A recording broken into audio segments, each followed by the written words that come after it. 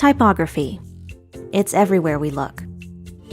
In the books we read, on the websites we visit, even in everyday life, on street signs, bumper stickers, and product packaging. Simply put, typography is the style or appearance of text. It can also refer to the art of working with text, something you probably do all the time if you create documents or other projects for work, school, or yourself. Typography can be an intimidating subject, but it doesn't have to be. You only need to know a little to make a big difference in the stuff you do every day. So let's get started. First, some common types of fonts and what you need to know about them. Serif fonts have little strokes called serifs attached to the main part of the letter. Because of their classic look, they're a good choice for more traditional projects. They're also common in print publications, like magazines and newspapers. Sans serif fonts don't have that extra stroke, hence the name, which is French for without serif. This style is considered more clean and modern than serif fonts. Also, it tends to be easier to read on computer screens, including smartphones and tablets. Display fonts come in many different styles, like script, blackletter, all caps, and just plain fancy. Because of their decorative nature, display fonts are best for small amounts of text. For example, titles and headers, and more graphic-heavy designs. In a way, fonts have their own language. They all have something to say beyond the words on the page. They can come across as casual or neutral, exotic or graphic. That's why it's important to think about your message and pick a font that fits. Some fonts come with extra baggage, like Comic Sans, Curls, Papyrus, and many more. There's nothing particularly wrong with these fonts. They just have a certain reputation for being outdated and overused. If you find yourself tempted by them, think twice and consider using something else. There are many fonts with a similar look and feel that are less likely to detract from your message. When deciding which fonts to use, less is more. It's best to limit yourself to 1 or 2 per project. If you need more contrast, try repeating one of your fonts in a different size, weight, or style.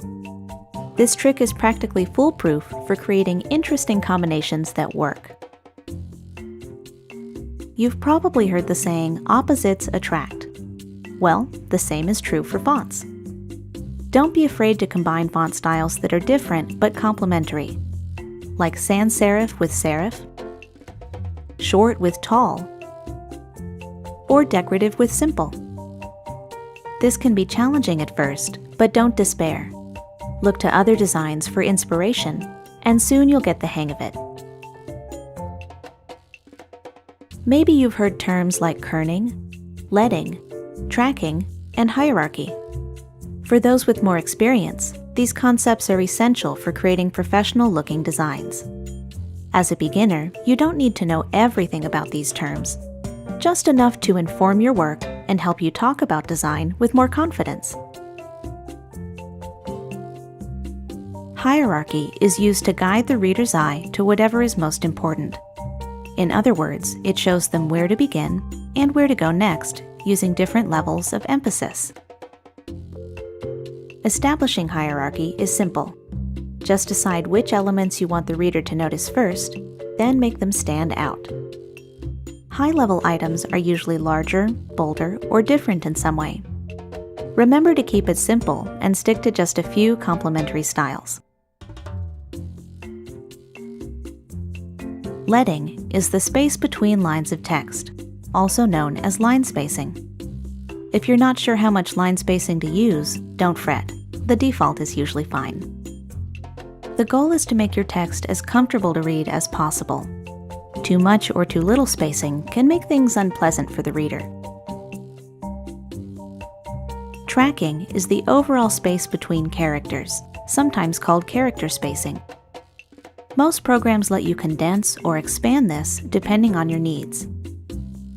In some designs, you might adjust your tracking to create a certain artistic effect. It can also help you fix fonts that are poorly spaced to begin with. Kerning is the space between specific characters.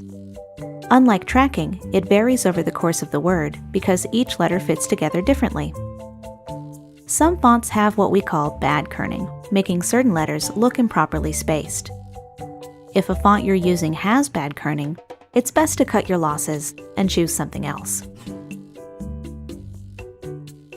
Well-crafted text can mean the difference between an ordinary project and an extraordinary project, even if you're just getting started with design.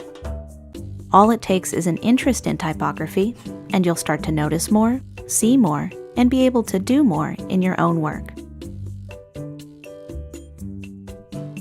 We hope you enjoyed learning the basics of typography. Check out the rest of our design topics, including color, images, and composition.